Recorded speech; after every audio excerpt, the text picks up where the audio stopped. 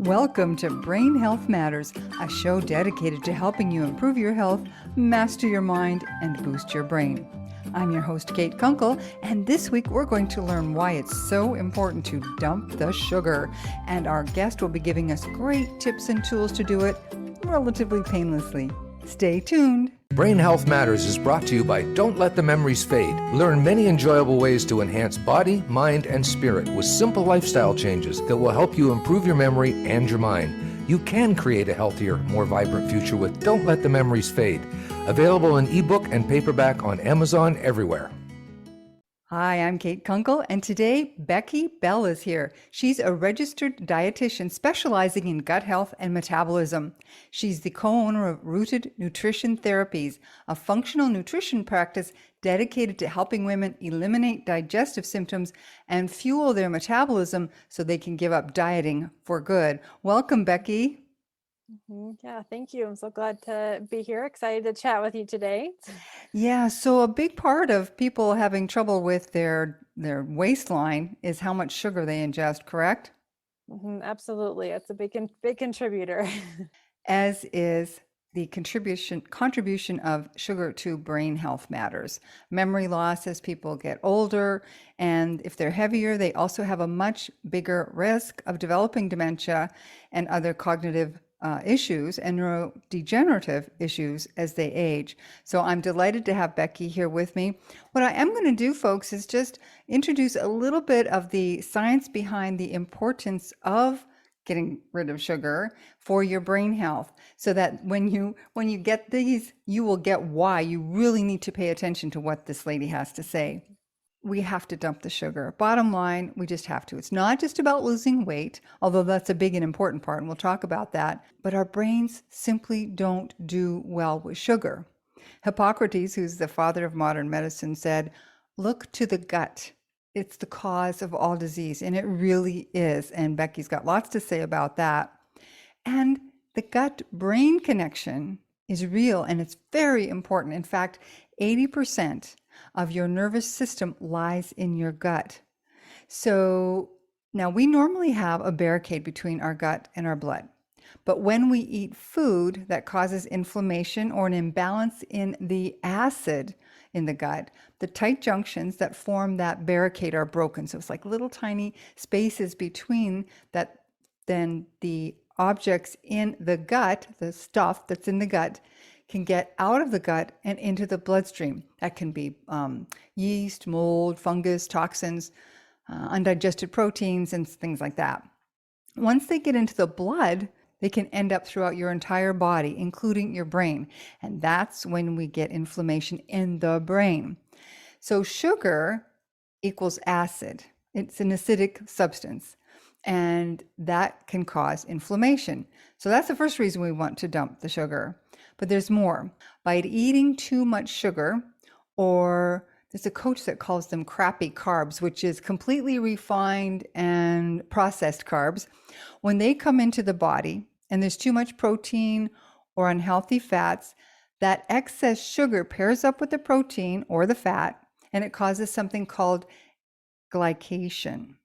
The product of that glycation is something called advanced glycation end products.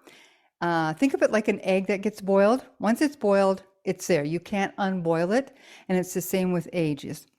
They cause plaques, and when they get into your bloodstream, they harden the collagen in your bloodstream, and that can lead to hypertension, which can lead to heart attacks and strokes.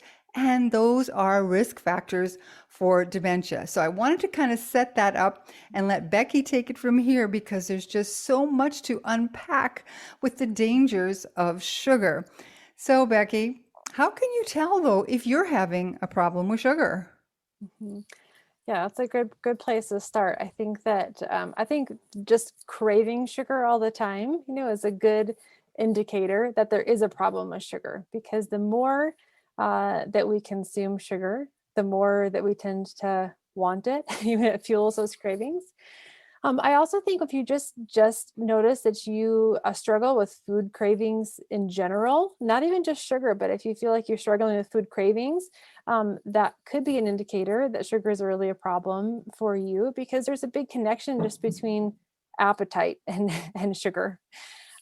Or if you feel like you feel hangry often during the day, like you feel like you can't get from, one meal to the next without like really just needing, like, feel like you need snacks, or you feel like you get really irritable, moody between meals. I think that's another good indicator that, we need to look at how your body is handling food, but also specifically that can mean that you're just your body's hooked on the sugar or those refined carbohydrates. We used to talk about hypoglycemia, saying that if you were hypoglycemic, then you would get moody. And when I was younger, if I did not eat, I would get really moody. So I know that that can happen. Is that something that you would talk about, or is that something completely different? Yeah, I mean, I think hypoglycemia is a part of it. Now, like technically, when we talk about hypoglycemia, like the technical medical term would be blood sugar, that's really below what's considered the normal range. I think what a lot of us experience is, that we might have blood sugars that are technically normal, that are like within that normal range, but we're having wide swings up and down. And even if it's not technically like a dangerously low blood sugar level, hypoglycemia, it's still a dip. And sometimes those dips in blood sugar levels can fuel some of those symptoms, can fuel the moodiness, the irritability, feeling hangry, and feeling like you just got to eat, either when that's usually when we feel like we really need to grab for those quick carbs, or we feel like we need sugar, because your body knows that's quick energy. You're going to get that hit of quick energy if you fuel with sugar. So when you get that dip in blood sugar, that's your body's natural response, is to say like, I need to fix this problem with some quick energy. So so now you satisfy this craving for sugar, which is going to make that spiral and continue, but that affects insulin, right?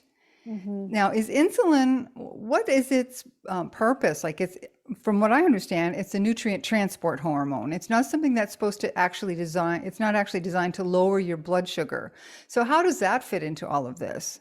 Yeah, so I mean, insulin does lower your blood sugar, but you're exactly right. Really, its main purpose is transport. It's moving, glucose or sugar, in your bloodstream into the cells where it can get used for energy. That's like insulin's like the key that, unlocks the sugar moving into the cells. What happens is that when we consume not just sugar, but any form of carbohydrates, then it stimulates our body to produce insulin so that our body can manage that, the food that's coming in, the energy, and get it into the cells. That's a normal process, but foods like sugar or highly refined carbohydrates, they tend to get digested very quickly. They enter the bloodstream and they turn into glucose, into sugar very quickly. And you get kind of a spike, in blood sugar. So instead of a slow rise in sugar in the blood, we get kind of a rapid, spike. That creates, your body responds by producing kind of a surge of insulin to help to manage all of that. But not only does that move that into the cell, sometimes when that whole process happens very quickly, then we get rebound, so you get that quick rise of blood sugar, and then your body has to react so severely to try to manage that. Then you get that reactive hypoglycemia. You kind of then get, the rebound of getting onto the lower end of blood sugar. So it's a vicious cycle. Sure. And so insulin resistance, then, how does that come into play? It means that your body, your cells are not as responsive to insulin anymore. And so your body has to produce more and more and more insulin to try to manage all of the carbohydrates and the sugar. And for sure that, insulin resistance can play a role in our cravings, but in metabolism, our storage of fat, we tend to see more fat storage because insulin is also a form of a fat storage hormone. So we're pumping out high levels of insulin all the time. And I'm sure you can speak to other effects that has in your body and your brain, but we definitely see weight gain when you're having those high levels of insulin all the time. And then that affects that. I mean, that is an absolute risk factor for developing any kind of cognitive decline. They did a study back a couple of years ago, and it came up in the Journal of Alzheimer's. They studied 1,000 seniors, and those with the highest intake of sugars and processed foods. So not just like pure sugar, but also processed foods, because they have so much sugar, right? Mm-hmm. They were 89% more likely to have cognitive decline. So it's not just like the weight gain was part of it, but also the more sugar they ate, the higher their likelihood of developing dementia. That's pretty scary. That's pretty scary. Yeah. I've heard that. I know, so you're probably aware of this. Some people call Alzheimer's like diabetes type 3. It's so closely connected to that regulation of insulin and sugar in the body. Yeah, so now we get to how you can help us avoid those problems. So you are the expert because a lot of people come to me, they ask for guidance, in their diet, and I tell them, you got to dump the sugar, but you have to talk to somebody who's really good at helping you do that because that's not always easy, is it? Absolutely not. I mean, sugar is highly pleasurable. It's, we know that it gives us those big hits of dopamine, which is it's like our pleasure neurotransmitter. And yeah, once you're on that roller coaster that like we just talked about, that blood sugar roller coaster, it can be really hard to get off of it. I think some of my best tips for, getting rid of sugar out of the diet and where I always start people with is first of all, making sure you're eating enough, because if you are really under eating, like a lot of times people try to, maybe they're focused on weight loss or they're, really restricting calories and eating a very low calorie diet and then also trying to get rid of sugar. And I usually recommend like, let's deal with the sugar problem first, because if you are really under eating and then also trying to eliminate sugar, your biology is going to take over and say like, I need to get energy from somewhere, and your cravings are going to be much worse. Right. I also think it's important though, just to focus on with your diet, to focus on eating in such a way that balances your blood sugar and tries to minimize those dips and spikes that we talked about. And some of the ways you can do that is to eat consistently throughout the day. Try to avoid eating like erratically or skipping meals. Trying to eat consistent meals throughout the day, and really focus on making sure you're getting protein, fat, and fiber at every single meal. Yeah, so many people do not get enough fiber. What do you think about fruit? Because fruit, people say, well, it's not good for you because of all the sugar. But on the other hand, fruit often, has good fiber, especially like apples and that sort of thing. How do you address that issue? Yeah, I mean, I really am a fan of keeping fruit in the diet. I think it's not nearly the same as, yes, you can overdo it with fruit, but it's not the same thing as eating a candy bar or drinking a soda, because it's that the fruit in its whole form is got fiber, which slows down that digestion, and most fruits you're not going to get that really that spike in blood sugar like you would if you're drinking a soda. I don't recommend people drink fruit juice, because then you've got like a concentrated amount of, sugar from fruit and you're missing out on the fiber that slows down the digestion. But whole fruit, I think, is still good to keep in the diet. But I always recommend, especially if you're trying to get off of sugar, is to don't eat fruit by itself, because even though it's got fiber, it still is, pretty much like just carbohydrate. If you are going to eat fruit, eat it with a meal, or if it's a snack, then pair it with maybe a little bit of protein or a little bit of fat. So, like a piece So of like fruit. a banana with peanut butter. Perfect. Yes, exactly. Yeah. Or a handful of nuts, and if you're doing just a piece of fruit, yes, those are great strategies to slow down the digestion and to kind of blunt that spike of sugar, even if it's coming from fruit. So what are some of the sneaky sources of sugar in foods? I think one of the biggest ones that I see are condiments. Some of our sauces and condiments, things that we add to food, which we don't always think about. We don't always look at the nutrition labels on those, like things like ketchup, barbecue sauce. Those are big offenders. They're really pretty high in sugar.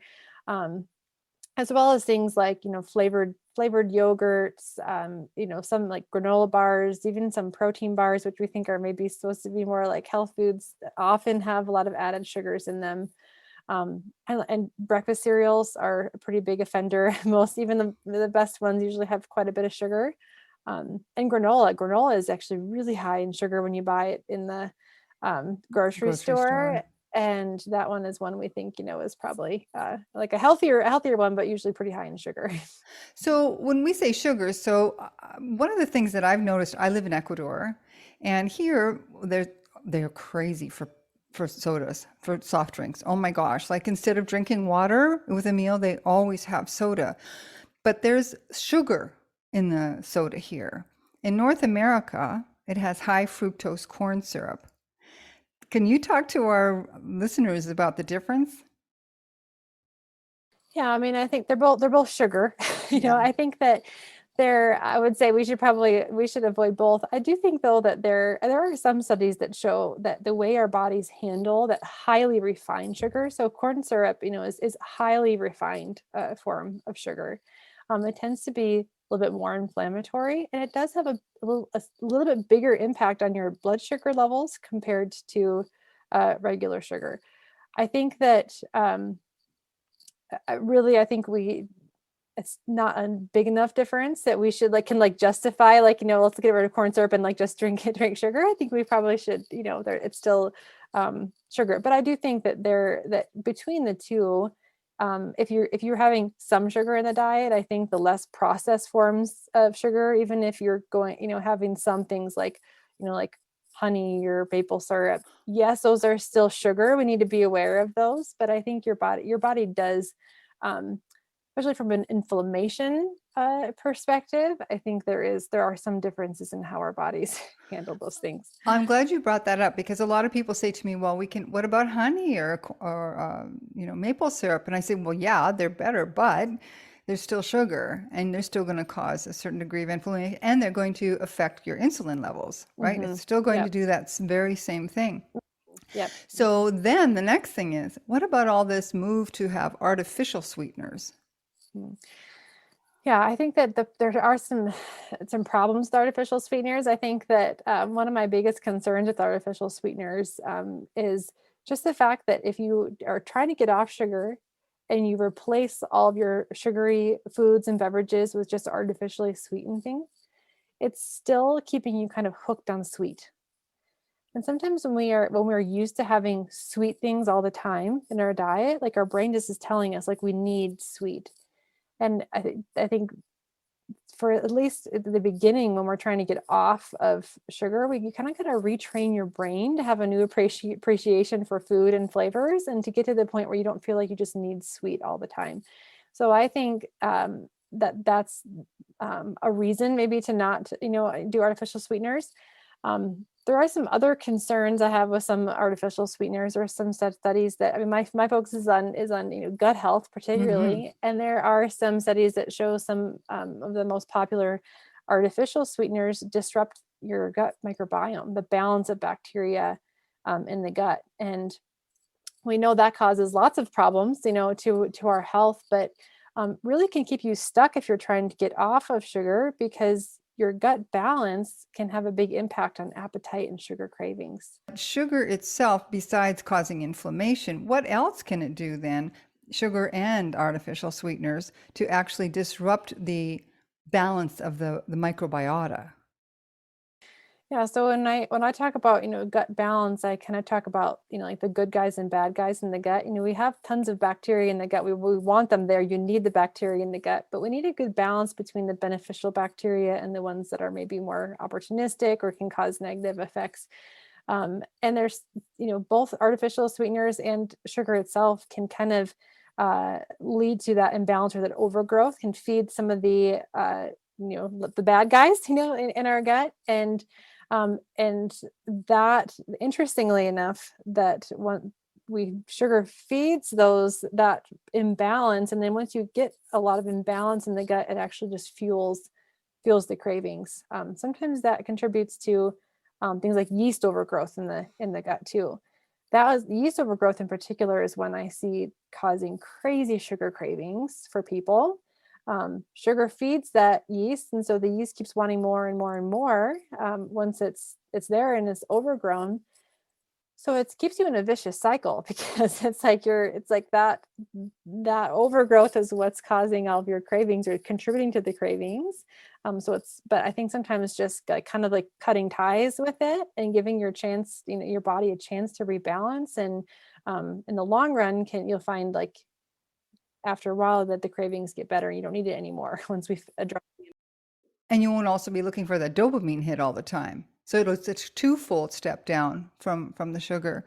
So what would you say to somebody who's coming to you and they say, I can't, I'm having candy bars and Diet Coke because Diet Coke counteracts the candy bars, right? I see that in the stores all the time. They have this junk food, but it's got Diet Coke to counteract. What do you say to someone like that who's really struggling with the whole sweet feeling? Honestly, the best way is to kind of go cold turkey, for a while. I think that we have to kind of and you have to recognize the fact that sometimes there's kind of a withdrawal period from sugar if you are really hooked on it. But I do think it's if you feel addicted to sugar or you feel like it's very difficult to manage those cravings, you might have to kind of just give yourself like 30 days and say, I'm just going to kind of do like a detox from sugar and let my body to just kind of reset from that. But then I think really focusing on, at the same time you do that, focusing on increasing foods in your diet that really increase satisfaction, that really, like things like healthy fats, that really kind of also help satiety and make your meals more palatable, can help in that period where you feel like you're just like really missing out. And finding other ways to get a dopamine hit. So that we get dopamine from other things besides food, doing other even like pleasurable activities, other things you enjoy can give you some dopamine, and really leaning into that when you are kind of going through that withdrawal period, I think also can be helpful to give your brain some of that dopamine in another healthy way. So instead of rewarding yourself with a candy bar, reward yourself with, I don't know, going dancing or going for a nice walk or something. Intermittent fasting, I recommend that to my clients all the time for brain health, because it gives your brain a chance to clean out all the detritus from the day before. How does that help with sugar cravings, or does it? Yeah, I think it can. I mean, I think it depends on someone's history. I think that I am always cautious with intermittent fasting. If someone has any kind of like history of disordered eating, it can, I think, increase preoccupation with food. But there are some studies that show fasting has an effect on our hormones that our hunger hormones. So particularly, leptin, which is a hormone that tends to suppress appetite and can again suppress sugar cravings. Periods of fasting can increase that. It can also lower levels of your hormone ghrelin, which is your hunger hormone, stimulates hunger. And some studies, show that insulin, or that intermittent fasting can improve insulin sensitivity, which, as we talked about already, just helps to manage, helps your body manage to sugar and carbohydrates in a more efficient way. When I say intermittent fasting, I guess I'm more like time restricted fasting. So, because a lot of people, they literally eat from the time they get up until the time they go to bed. Mm-hmm. And there's, your body doesn't have a chance to really use what it's got, and it keeps this cycle going. So I recommend starting with just a 10-hour fast. If you can sleep for 8 of those hours and add a couple of extra hours, stop eating, and then move to at least a 12-hour. I'm at 16 hours, and a lot of people, my clients are at 16 hours. And I just find, for me personally, it really helps me not want to have, just anything. I can actually think and enjoy what it is that I'm ingesting. Yeah, I mean, it's good for digestion too. When we are feeding our bodies all the time, it's like our gut has to constantly be digesting food. So I think giving yourself, I recommend people, like you said, try to get to that 12 hours at night, at least, between dinner and breakfast. That gives your digestive system also a time to have a break from digestion and and cleanse and, reset. I think that is beneficial. Yeah, I like that word, reset. Yeah, because we just keep putting stuff in, and not just food. It can be other things, energy, even stress levels. All of that affects our digestion. How about stress and sugar? What's the relationship there? I mean, that's huge. Stress and sleep are both huge factors. Stress affects our cortisol levels in our body. So we have a lot of stress, and we produce cortisol. And cortisol has a huge impact on blood sugar levels too. Your body, when blood sugar is low, actually your body stimulates, cortisol to bring it up. But when the stress definitely contributes to just that dysregulation, throughout the day, and absolutely can cause cravings, as well as lack of sleep. I think I didn't mention that when I talk about tips for getting rid of sugar, but really starting by focusing on optimizing sleep is essential. And I'm sure most of us we can probably, we know that from our experience, that when we are, overdo it, we stay up late, then you crave more food, right? Or you crave more junk food. You tend to want sugar for that quick energy. Becky, this has been wonderful. Thank you so much. If there was one thing you could say to someone who comes to you and says they're craving it, what is one thing you would say to get them inspired to get rid of the sugar? Not a single client that I have ever helped get off of sugar regrets it. Almost everyone will look back and say, I cannot believe I felt so bad all the time. I think that the future is bright if you can break that habit. You think that it'll affect so much how you feel and your energy, and maybe that's one more than one thing, but just that you won't regret it. Well, you know what? That's important because people need to feel what it's going to be like at the end of this journey, because it's not going to be an easy journey for people who are really addicted. So having that thing to look forward to, that you're going to feel fantastic and you won't regret it. Becky, how can people work with you? Yeah, so I do one-on-one nutrition coaching. I do all telehealth, so I see people in multiple states around the U.S. So you can find me on Instagram, rooted.dietitian, so you can follow along with me, or my website is rootednutritiontherapies.com. And you can learn more about our services for helping to optimize gut health and metabolism on either of those places. Great. I'll make sure those links are in the show notes. Becky, it's been wonderful chatting with you. Thank you so much. Yeah, thanks for having me. Thank you so much for joining us for this episode of Brain Health Matters. Be sure to subscribe with your favorite podcast service so that you can get all the latest episodes when they're released.